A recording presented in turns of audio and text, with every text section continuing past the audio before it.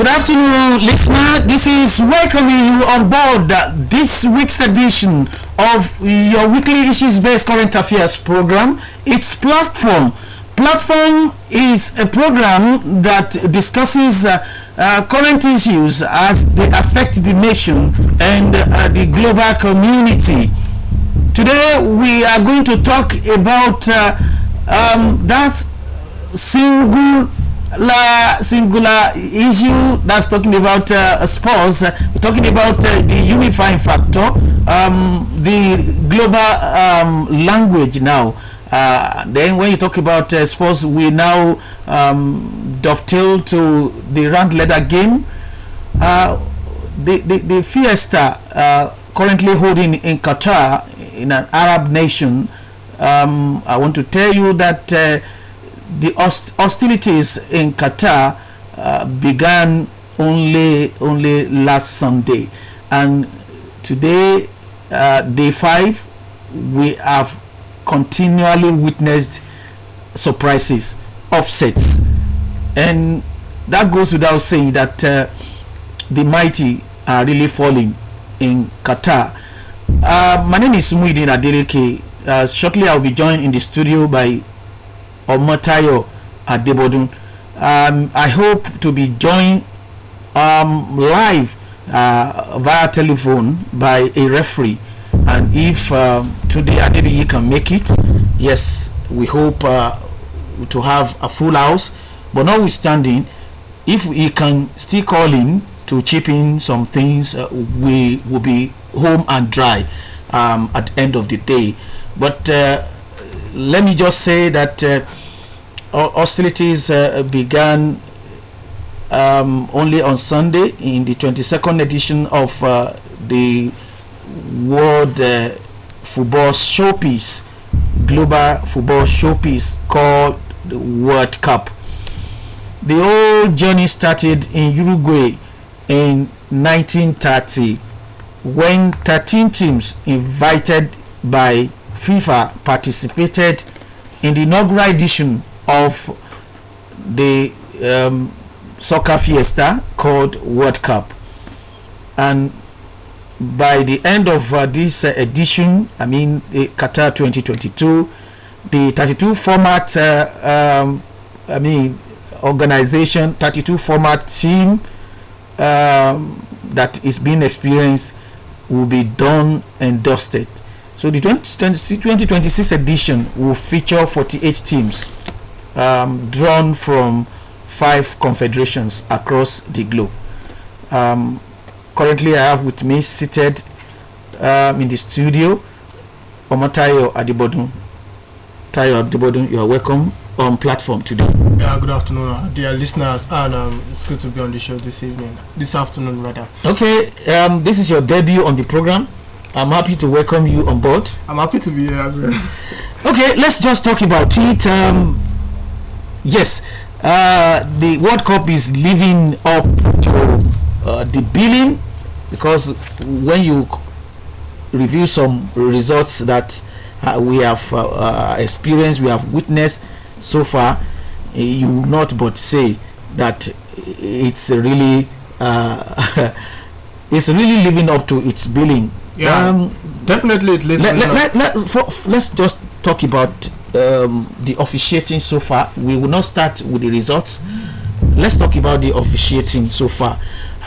What can you say about the officiating as far as Qatar 2022 is concerned? Well, as far as Qatar 2022 is concerned, we've had 6 to 7 matches are played already, and the officiating, in my own perspective, has been good. Although some of the sport-loving fans have been complaining about the time, the extra time given, but it was at the beginning of this competition that the Association of Referees decided that, look, we are not going to wave it up this time around. You intentionally waste time, we'll ask the assistant referee to pause the time. So there's no moment on the pitch. Maybe if a player is fouled, players are fighting, rare yellow card, red card incidents, the time will be paused. So at the end of the 90 minutes, all those times that you wasted on the pitch, probably coaches at times use substitutions to waste time. So even if you are bringing in another player, you will still have, you will pause the time, and when you bring in the players, will continue the time. So at the end of 90 minutes, all these time you've wasted will be added to the initial extra time. So that's why we've been having like 10-15 minutes as extra time since the beginning of the competition. And of course the first game ended 112 minutes, if I'm not mistaken. So people have been complaining about probably the timing for extra time, but yes, so far so good. The officiating has been good, both from the VAR perspective and the officials on the pitch as well. Some people might have been saying, or have been saying rather, that the VAR looks or have been controversial, but well, they are doing their job, and that's machine, and we are all humans as well, so we cannot be 100% perfect, and even the machines cannot be 100% perfect. But the VAR calls so far that I have seen during these competitions, they've been 100% okay. Okay, yes, what you are telling us is that as far as officiating is concerned, there have not been too many questionable calls so far, and that the use of VAR has not been counterproductive. Because the essence of VAR is just to ensure that there is no marginal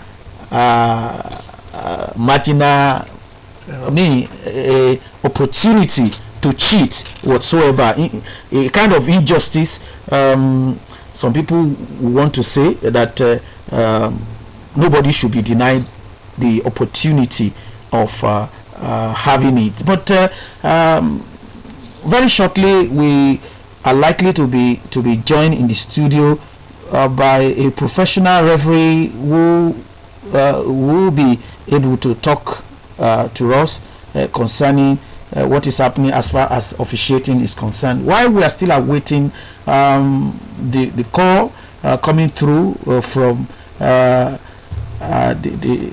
professional referee, that is Mr. Jamil, then I want to ask you, results have been coming in, yes, trickling in. That's what you will say. Qatar in the opening game became the first hosts to lose their opening game against Ecuador. 0-2. Were you expecting that to happen? Well, I'm not the only one that was expecting that to happen.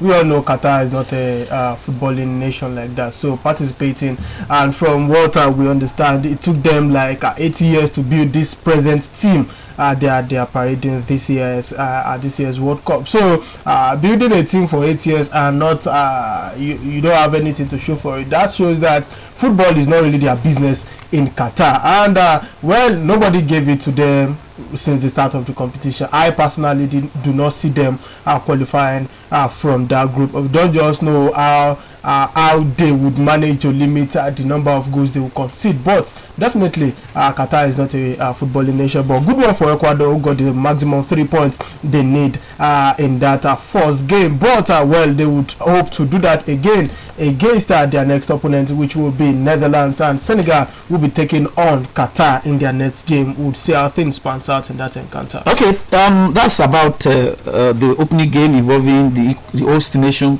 Qatar and Ecuador.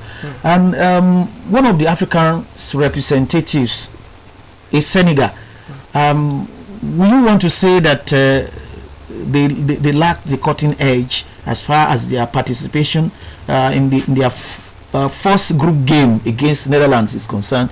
Did they stand any chance before they eventually succumb to 0-2 defeat? Well, we were actually talking about it when we were looking at that game. Senegal started that game on a bright note. They started well, and we were discussing that if Senegal would probably get tired, or should they get tired, Netherlands, or they lose concentration, or lose team towards the end. Yes, towards the end, within 10 minutes of remaining time, we just saw 2 goals. They considered 2 needless goals. So if they had probably concentrated till the end of that game, they would have gone with just a point. We've seen Tunisia manage to draw. We've seen Morocco manage to draw in this encounter, and Senegal happens to be the only African team to have lost and now we have Cameroon, who just slipped to the hands of Switzerland not quite long now. But I believe Senegal will still have to bounce back against Qatar, get the maximum 3 points against Qatar, and come back and get just a point if that need be. But I still see them qualifying in that group, but they will probably qualify as second. You are giving the match between probably Senegal and Qatar to Senegal already.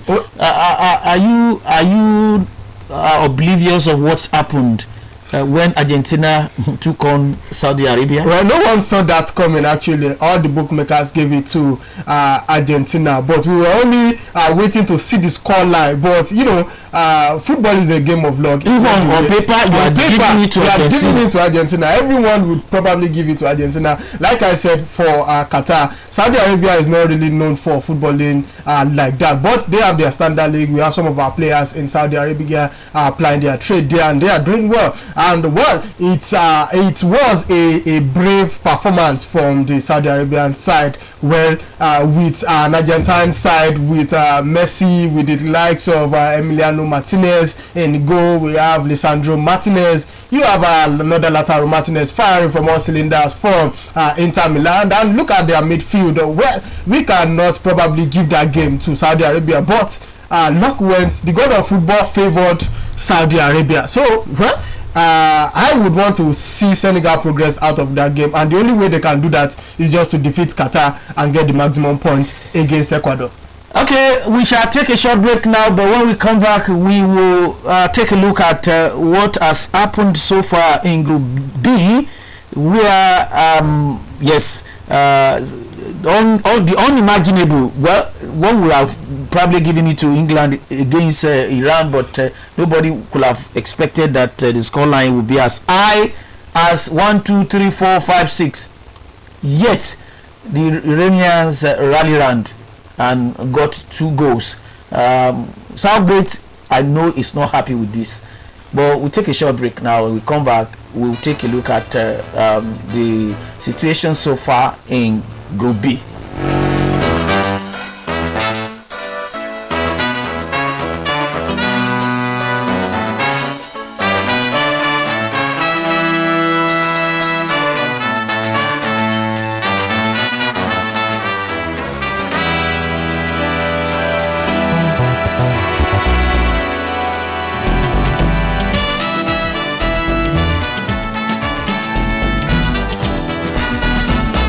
Okay, if you are just joining us, this is OSBC 104.5 FM, Voice of the West, and yes, no station does it better.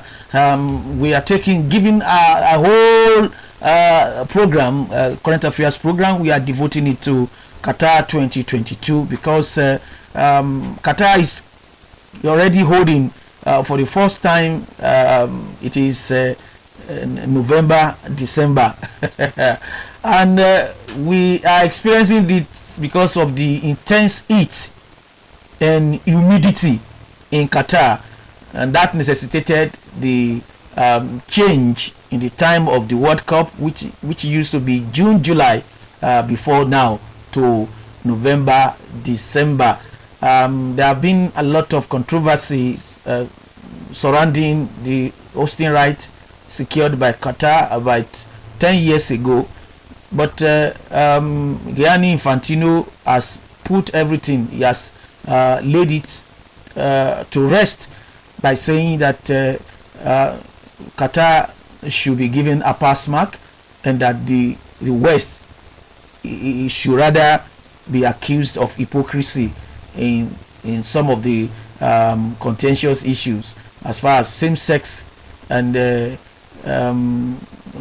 workers' rights and what have you. But we are not going to talk about that now, but let's talk about Group B. As I told you earlier on, I still have in the studio with me Omotayo Adebodun. England defeated Iran by 6 goals to 2.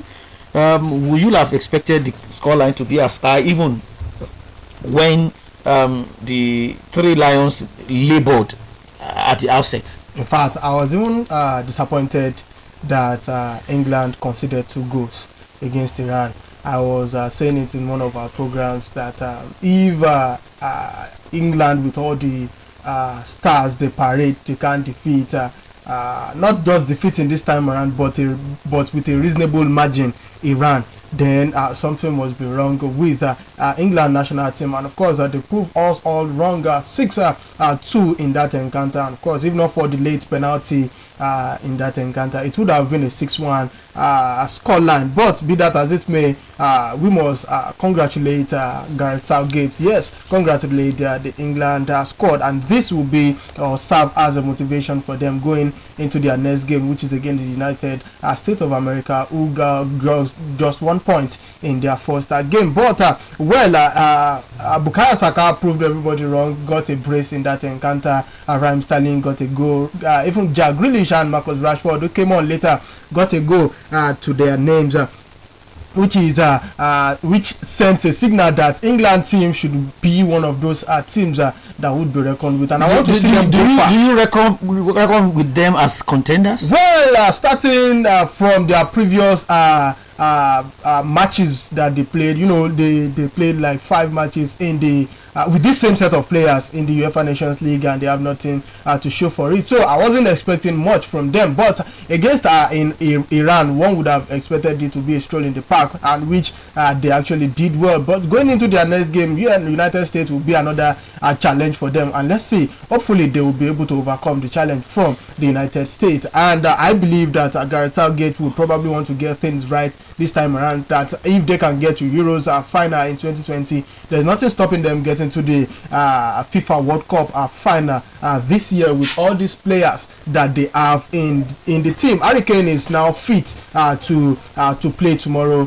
against the United States, and of course Maguire too got a slight injury in that game against Iran, and the only person that will probably want to be given Southgate an headache, and that's the injury of James Maddison, which probably would not have even entered into the first 11 course. At the moment, I still believe that the midfield is working for Gareth Southgate. You have Declan Rice and Jude Bellingham partnership, and you have Mason Mount up front. So let's see if this works for him tomorrow. Okay, because of time factor, USA 1, Wales 1.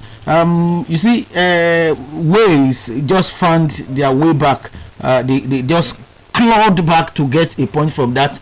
Will you want to say that the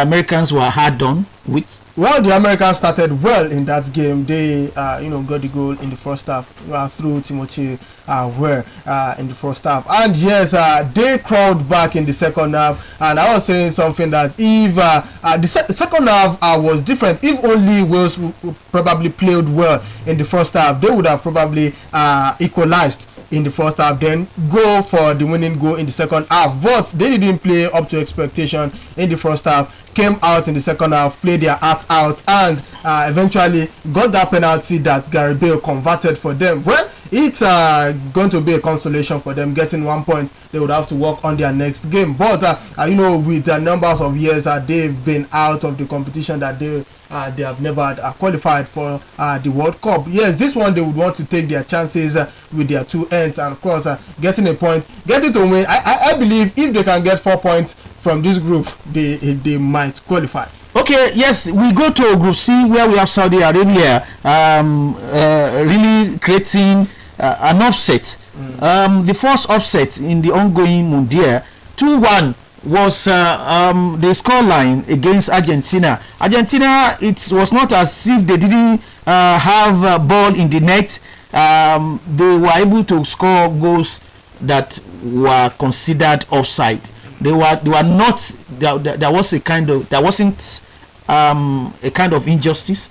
They scored, but they didn't score genuine goals. Yes, I would. But how will you describe the bravery of the Saudis? The first half, I saw the game. 3 goals were ruled offside. Lionel Messi scored. from the spot at first. Lionel Messi scored again, and Lautaro Martinez as well scored in the first half, which could have probably been 3-0 in the first half. But 2 goals were ruled offside. Second half, the Saudi Arabian team came out with purpose, with bravery, with determination against a star-studded Argentina team. And looking at that game, when we were talking during that game, and I told some of my guys that if Saudi Arabia can score in this game, then they will be motivated to win the game, and they did. They eventually scored. You are fast becoming an oracle. Well, Poland 0, Mexico 0. Well, everyone has been talking about Robert Lewandowski being jinxed, but I don't think it's. But he's yet to score a World Cup goal. He's yet to score a World Cup goal. Yes, he could have scored through the penalty, but it wasn't just his day. Yeah, in Group D, did you see Tunisia? Could Tunisia have probably upset Denmark? To be honest, Tunisia played very, very well yesterday. I wasn't expecting that kind of top performance for Tunisia. It didn't just come their way. Denmark scored, it was ruled offside. Tunisia scored as well, it was ruled offside. That shows that the game was tense, and let's expect let's just expect something good from all African teams that have that will be representing that will be flying the flags of that will representing Africa in Qatar. Well, only Senegal did well, but they considered 2 goals. Morocco shared the point, as well as Tunisia as well. So I want to expect that Tunisia will still perform better in this competition. Okay, France came into this fiesta as defending champions, and they were able to prove that against Australia. 4-1 it ended. But if you consider what will I say, the problem, or France are encountered, what has been their fate and what have you. Christopher Nkunku getting injured, Pogba was not fit to go to World Cup, and the Ballon d'Or award holder now, the current award holder, Karim Benzema, among others, not being part of this particular fiesta. What will you say? Do you see and France still going all the way and turning the heat on its head? Honestly, we must salute the bravery of the champs men, France.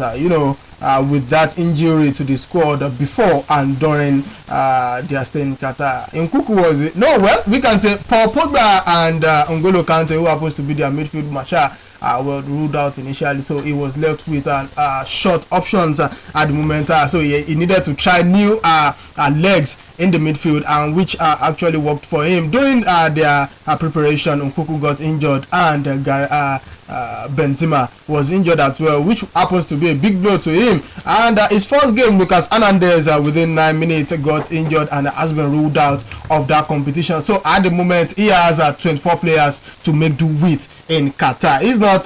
He has said he won't call any player to replace those ones that have been injured at the moment. But let's let you know that that game against France and Australia produced the fastest goal in this competition, 9 minutes from Craig Godwin for Australia against France. And I would want to salute the bravery. France kept on coming and coming and coming all out. They got the first goal, got the second goal in the first game, and finally Oliver Giroud equaled Thierry Henry's aerial in that game. Okay.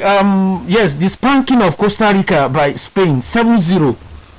That was scandalous. That was I wasn't expecting that scoreline to be that much yesterday, but that happens to be the highest scoreline we have recorded so far in Qatar at the moment. And the rave of the moment will be Barcelona's Gavi, who became the youngest player to represent Spain in November 2021, 2 months to his birthday. And of course, he got on the score sheet yesterday, which happens to be very, very good one. With this crop of young players that Spain has in their ranks, I believe they should be able to challenge the likes of England, France, Brazil to this title this year. Okay, yes, Morocco 0, Croatia 0, and before coming into the studio, yes, Cameroon were beaten. Yes, they were beaten. Well, if they were actually beaten by 2-0 or 3-0. But they had so many chances. They had so many, and that's one thing about football. When you have your chances, just take them with 2 ends. You can't beaten by Switzerland. Switzerland 1-0. That 1-0 is always painful because you can't play against the likes of France, against this Spanish national team now. Until you won't convert your chances, you just have to take those chances. You look at those begging chances, and they didn't have the cutting edge. That was it. And they were not productive in the final third. You have a certain experience at Choupo-Moting, you have Mbuemo of Brentford, and you have this guy Toko Ekambi as well. One could have expected that they would get something out of this match and replicate this performance with the other African teams. But I still believe this group looks difficult for Cameroon, and if they must come out of this group, they need to win against Serbia, win against Brazil, which I think it is impossible. Okay, let's just go to town now, because we want to take some calls and see how people have been following us. What do they expect from this World Cup? Do they already see some as contenders, while some are pretenders?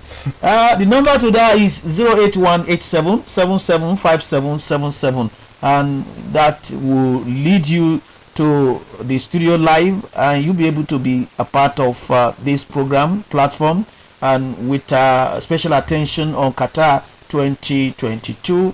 08187775777, and that's the number to that. And in case you are finding it difficult getting through that line, 08033581128 is open. 080. Okay, let's just take this call. It's coming through. Hello. Oh, hello. Okay, I think we are having network issue. The line is still open. 08187775777, and you can call in and hello.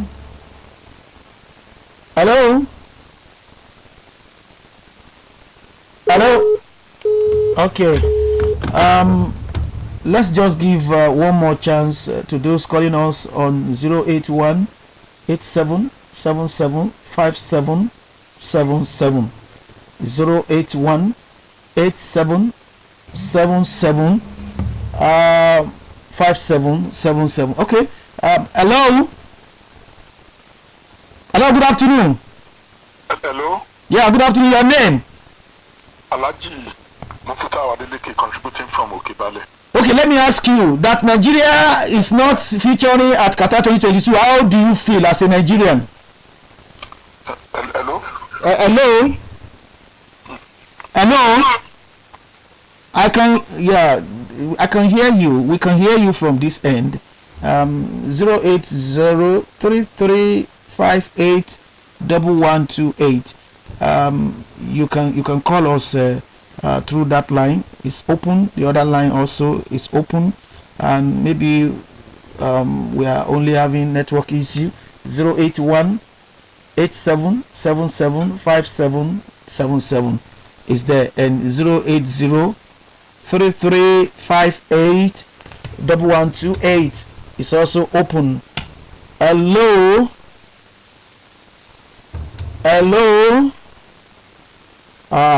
Okay. Hello. 08033581128. 08033581128. Hello. Good afternoon, sir. Yeah, good afternoon. We are happy to have you. Your name? I'm Comrade Adebukola Adeleke, calling from Ede. Okay, Nigeria is not featuring at Qatar 2022. As a Nigerian, how do you feel? I feel so bad. so painful. But there's always a room for improvement. We still have better days ahead. So I believe we can still learn from our mistakes. So what? See how these people are performing in overseas, abroad. That tells us that there is no connection. They are not well prepared enough. They are taking their individual skills. So there's need for them to be camped, even if possible a year. These people, there should be a stable camp. Okay. There should be a college that will be nurturing our the younger generations, so that from there they will be blending in. There is more to be done on this spot. God bless Nigeria. Good morning. Yeah, thank you. Thank you. Hello. Hello. Yeah, good afternoon. Your name? Yeah, good afternoon. This is Sherry from Eniosun. Sherry? Sherry. Okay, Sherry from Eniosun. Yeah, we're happy to have you on. I'm happy to take you too. Okay, your assessment of Qatar 2022 so far? Well, the game is still on and it's still fresh. The group stage. But there are some surprises market, like that of Argentina and Saudi Arabia. So unlikely things still happen that. Okay. Do you already see some as contenders and some as pretenders? Anyway, the reason why I come here is that of first question. Yeah? Pertaining to Nigeria, we are not qualifying for the World Cup. Okay. See, for my home impression, I'm so happy because the game qualified. Because if you qualify, you can't move from that position. Okay. Just the weight of resources. So they are not even, what it is yet. Okay, thank you so much. Let's go for another call. Hello. Hello. Yeah, your name? My name is Yusuf from Ore. Okay, from Ore. Thank you for joining us, Yusuf. Okay. Yeah, what do you have to say? Are you a Nigerian? Are you happy Nigeria is not at Qatar 2022? I'm not even happy. It's so bad. It's so bad, though. So bad, though. I don't want to say. I don't want to say bro. What can we do to be at the next edition in 2026? Okay, yeah, Nigerians are there. They are trying to call in and make their views known on Qatar 2022. Hello. Hello. Yeah, good afternoon. Your name? Good afternoon. I'm from you. Okay, in one or two sentences, what do you think Nigeria should do to be at the next edition of the World Cup? We need to prepare really. The present crop of players we have, they could not give us a ticket to Qatar 2022, but the next edition, 2026, either Mexico or America or Canada, any of the country, we need to prepare yearly to move to the next edition. We still have many years to prepare. Okay. Then in Nigeria, we have a fire brigade approach. Now that we are not in this edition, they need to prepare ahead. Ghana, they are not so good. Ghana edge us out. Ghana is now in the competition. Okay, that means they were better than us. Thank you very much. Let's listen to some other contributors before our time is up. Hello.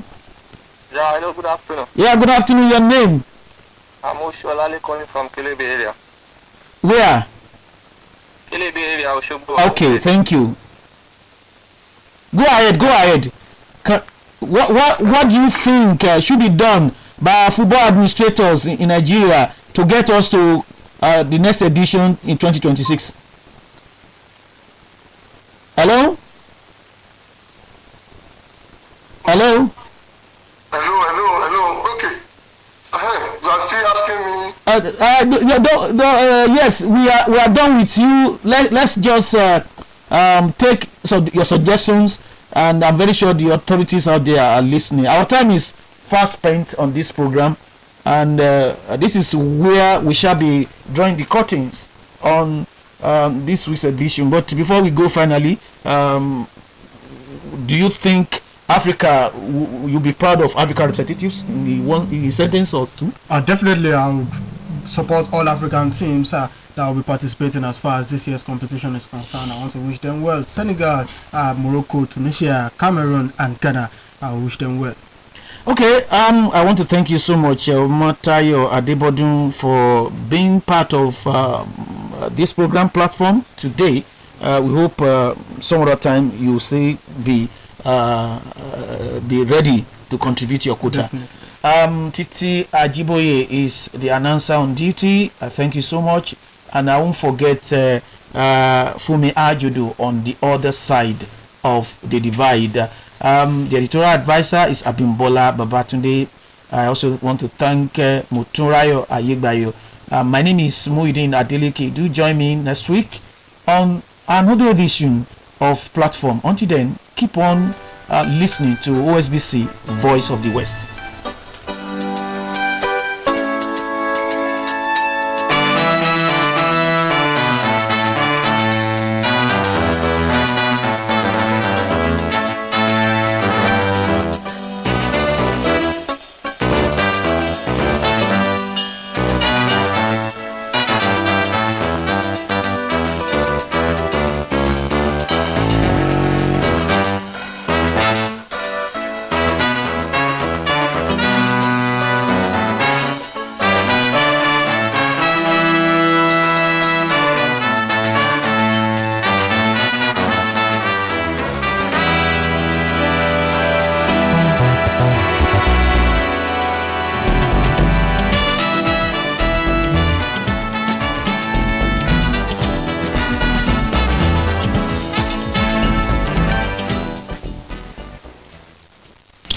You allow